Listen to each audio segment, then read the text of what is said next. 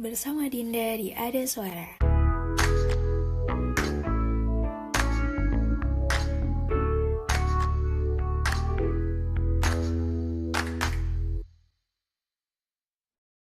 Isu pelecehan seksual di tempat kerja bukan lagi hal yang sepele. Hal ini adalah isu penting yang bisa memberikan dampak signifikan bagi para korban yang mengalaminya. Tidak dapat dipungkiri, ruang kerja juga bisa menjadi tempat yang rentan untuk mengalami pelecehan seksual. Melalui riset pada beberapa jurnal, kita bisa melihat bersama bahwa bentuk pelecehan seksual bukan hanya pemerkosaan, tetapi lebih kompleks daripada itu. Misalnya, pelecehan verbal yang biasanya dalam bentuk ucapan, lelucon, atau candaan yang bersifat seksual, di mana seseorang membahas bentuk tubuh orang lain, pakaian orang lain, dan hal ini biasanya rentan terjadi terhadap perempuan. Kemudian ada juga pelecehan nonverbal dalam bentuk tatapan intimidasi yang membuat orang lain tidak nyaman, penyebaran gambar atau poster yang bersifat seksual di suatu ruang atau grup itu juga bisa memberikan ketidaknyamanan bagi orang lain.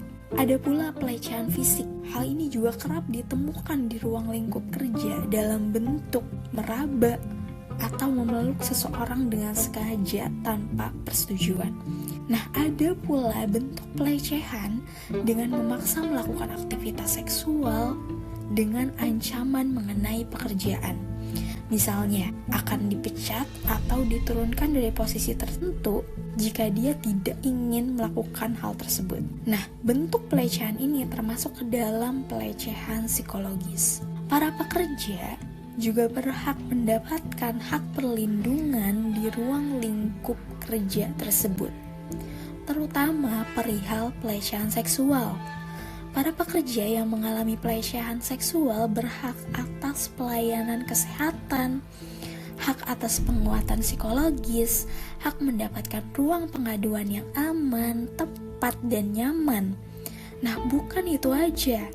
Para korban pelecehan seksual juga berhak atas pelayanan hukum yang disediakan oleh perusahaan sebagai bentuk sanksi kepada pelaku. Hukum yang digunakan yaitu bisa Undang-Undang Nomor 12 Tahun 2022 tentang tindak pidana mengenai kekerasan seksual. Nah, melihat seberapa kompleks bentuk pelecehan seksual dan hak bagi para korban, dapat disimpulkan bahwa isu pelecehan seksual merupakan hal yang krusial yang perlu diperhatikan, bahkan di ruang lingkup pekerjaan. Terus gimana kita bisa mengedukasi ribuan pekerja mengenai hal ini? Nah, edukasi mengenai pelecehan seksual jangan hanya sekedar dalam bentuk gambar edukasi yang dipajang di beberapa titik perusahaan atau penyebaran video melalui grup-grup WhatsApp. Edukasi ini bisa juga melalui training pencegahan dan pengenalan secara langsung mengenai bagaimana bentuk pelecehan itu sendiri secara kompleks. Bisa juga dengan cara praktik langsung bagaimana pelecehan itu rentan dan dapat terjadi. Selain itu, para edukator dari perusahaan juga mengedukasi para pekerja untuk tidak dan jangan menormalisasi segala bentuk ketidaknyamanan yang terjadi karena pelecehan yang kecil, bahkan hingga pelecehan yang besar. Jangan lupa juga mengedukasi mengenai pelecehan yang dapat terjadi ketika pelaku membahas bentuk tubuh perempuan, ketika mengenai pakaian tertentu, ketika pelaku menatap satu titik pada tubuh perempuan saat bekerja, ketika melakukan sentuhan yang dianggap sebagai ketidaksengajaan, ketika para pelaku menggunakan kalimat-kalimat tidak senonoh dalam setiap candaan, atau ketika para pelaku mengirimkan stiker bersifat seksual atau mengarah kepada pembahasan tubuh. Edukasi pelecehan seksual perlu dilakukan secara mendalam dengan pendekatan yang lebih intim untuk menyampaikan bahwa pelecehan bukan hal yang perlu dinormalisasi, apalagi dianggap sebagai bentuk pendekatan atau candaan.